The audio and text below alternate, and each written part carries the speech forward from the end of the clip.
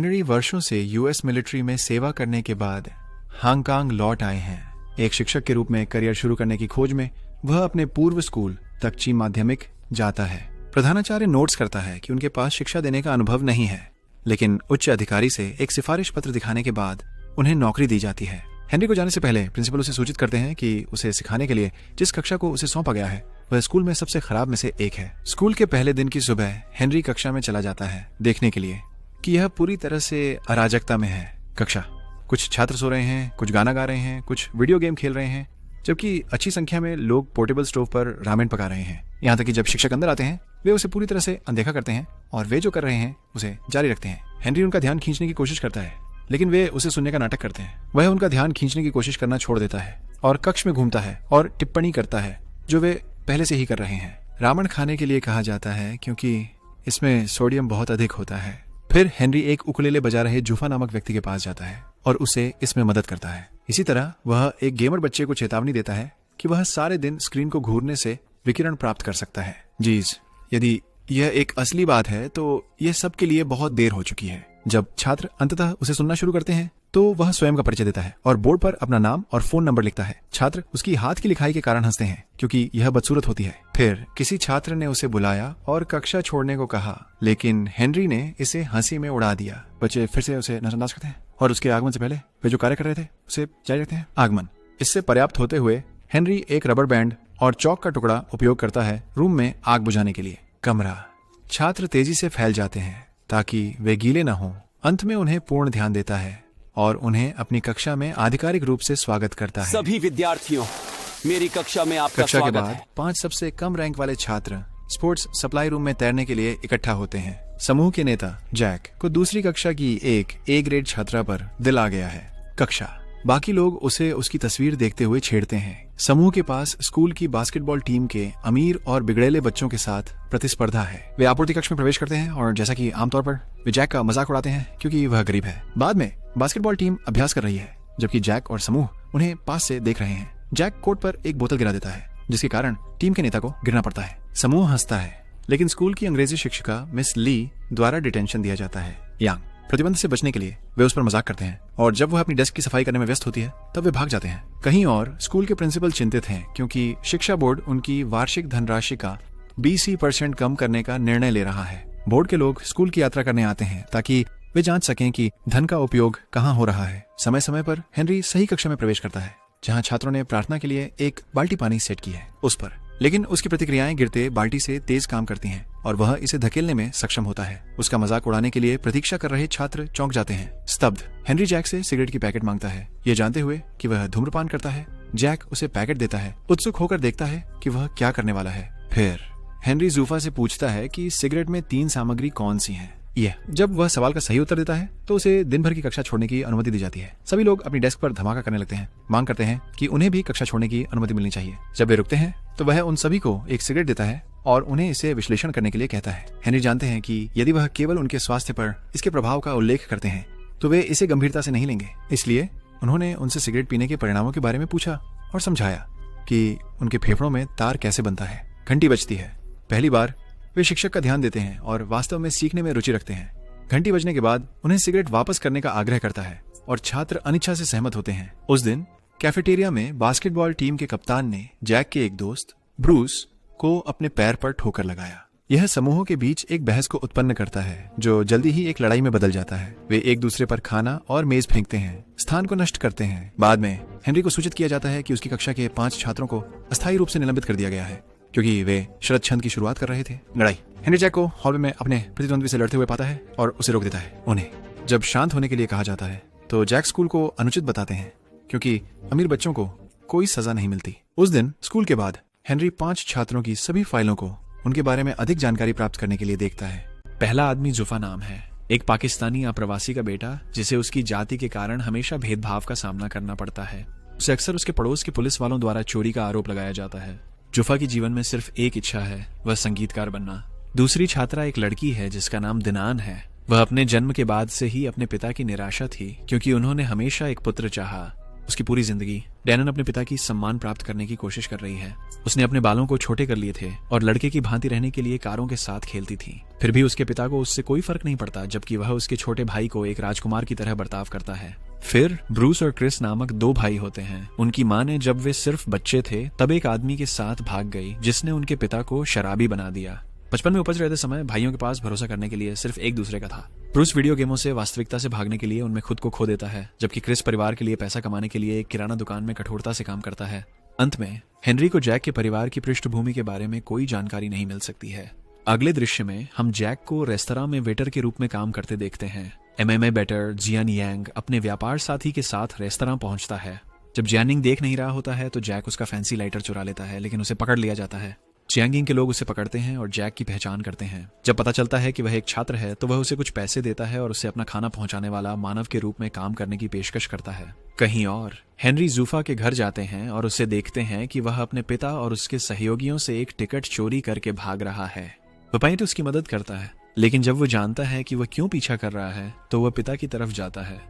फिर वह और जूफा एक पुल पर मस्ती करने आते हैं। जूफा को जो भी करने के लिए प्रेरित करने के लिए हेनरी सड़क पर प्रदर्शन कर रहे एक बैंड के साथ गाता है। मिठाइयाँ। कुछ सेकंड बाद जूफा उनके साथ जुड़ता है और लोगों के सामने पहली बार गाता है, जबकि स्कूल के दिनों में उसका उपहास किया गया था। वहीं ब्रूस और क्रिस का पिता हमेशा की तरह देर से घर आता है और उन्हें दुकान से बियर लाने का आदेश देता है। जब भाई मना करते हैं तो वह उन्हें अपने घर से निकालने के लिए चिल्लाता है। अगले दिन हेनरी उनके पिता से मिलता है और उसे अपने बेटे की खुशहाली के लिए रिहैब में जाने के लिए मना लेता है। बीच में दिनान के पिता उसे मेकअप उत्पादों का एक थैला लेकर आते हैं और उससे कहते हैं कि वह एक बार लड़की की तरह व्यवहार करे। दिनान हमेशा उसे अपर्याप्त महसूस कराने के लिए उस पर क्रोधित होती है। काफी वह अपने छोटे भाई पर मेकअप लगाती है और कार की चाबी के साथ घर से चुपचाप निकल जाती है। वह अपने पिता की कार में चले जाने के बारे में है, लेकिन सही समय पर हेनरी द्वारा रोका जाता है। वह उसे बताता है कि लाइसेंस के बिना ड्राइव करना अवैध है और एक विकल्प सुझाव देता है। उसके बाद वे एक गो कार्ट रेस ट्रैक पर जाते हैं। हेनरी उसके पिता को भी आमंत्रित करता है और उन्हें पिता और बेटी दौड़ के दौरान एक दूसरे के प्रति कोई दया नहीं दिखाते और अंततः ट्रैक के बाहर पहुंच जाते हैं। अचानक दिनान की गो कार्ट को एक वाहन ने मारा, लेकिन उसने इसे बचाने का प्रबंध किया।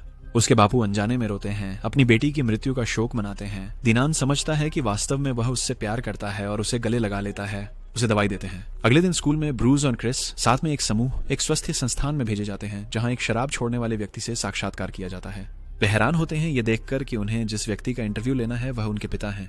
छात्र उससे पूछते हैं कि उन्होंने पीना कैसे शुरू किया। आदमी कहता है कि उसने अपनी पत्नी से बहुत प्यार किया, लेकिन वह उसे उसके जीवन के सबसे निम्न स्तर पर छोड़ गई थी। इसलिए उसने पीना शुरू कर दिया और भूल गया कि उसकी 2 बच्चे हैं जिनकी देखभाल करनी है। आदमी ये नहीं बताता है कि ब्रूस और क्रिस उसके पुत्र हैं, लेकिन माफी मांगता है उन्हें से। इसके अंत तक भाई रोते रह गए। कहीं और जैक ने MMA के लिए बेहतर काम करना शुरू कर दिया है। जियानिए राजा वह जैक को अगले खेल में एक मुक्केबाज की ड्रिंक में दवा डालने के लिए बहुत सारे पैसे प्रस्तावित करता है। जैक अनिच्छुक है, लेकिन स्वीकार करने के लिए बाध्य है। लड़ाई के दिन जियान यिंग एक फाइटर का प्रायोजन करता है, लेकिन उसकी हार पर पैसे दांव पर लगाता है। जैक फाइटर की ड्रिंक में दवा डालता है, लेकिन उसे इस काम करते समय पकड़ लिया जाता है। जियान यांग को दोषी ठहराने से पहले ही उसे पीट दिया जाता है और एक तालाबंदी के अंदर बंद कर दिया जाता है। वॉकर थोड़ी देर बाद हेनरी वहां पहुंचता है और योद्धाओं से पूछता है कि क्या उन्होंने उसके छात्र को देखा है। पुरुषों ने उसे घर लौटने का आग्रह किया, लेकिन लॉकर के अंदर से जैक मदद के लिए चिल्लाता है, सहायता। जब उन्हें पता चलता है कि वे फंसे हुए हैं तो हेनरी उनका हमला करता है और उन्हें आसानी से परास्त कर देता है।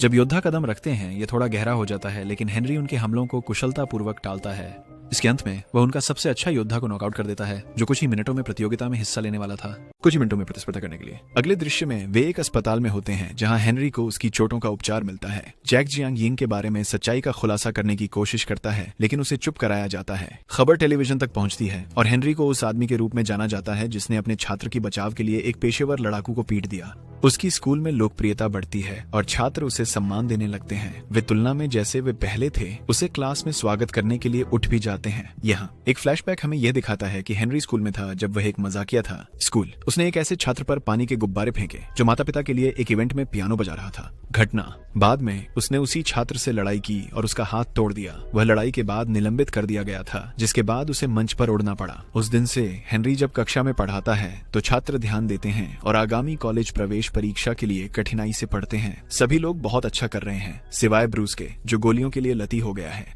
ये निकलता है कि जबकि चार्ली अपने परिवार की समस्या से बचने के लिए वीडियो गेम्स की ओर मुड़े, ब्रूस ने ड्रग्स शुरू कर दिए। क्योंकि वह अस्थिर ध्यान है, वह प्रवेश परीक्षा के मॉक टेस्ट में बहुत बुरा प्रदर्शन करता है। हेनरी उसकी मदद करने का वादा करते हैं, लेकिन ब्रूस का समय के साथ और अधिक उदासीन होता जाता है। उसे अंततः वह अपने घर की बालकनी से कूद जाता है।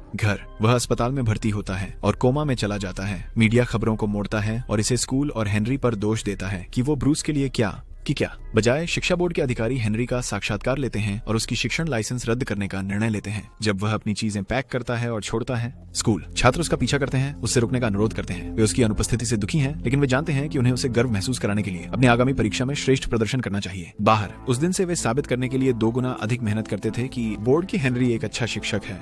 परीक्षा के दिन जैक सहित सभी सहपाठियों को हेनरी से एक संदेश मिलता है, जिसमें उन्हें परीक्षा से 1 घंटा पहले स्कूल में मिलने का अनुरोध किया जाता है। परीक्षा जब छात्र समूह बनाते हैं तो वे पता लगाते हैं कि यह जियानिंग का चाल था, ताकि वे विद्यालय में कैद रह सकें, जिससे वे समय पर परीक्षा हॉल नहीं बना पाए। वैसे ये हेनरी को सबक सिखाने के लिए कर रहा है। थोड़ी देर बाद हेनरी स्कूल पहुंचता है और जियानिंग की योजना के बारे में पता लगाता है।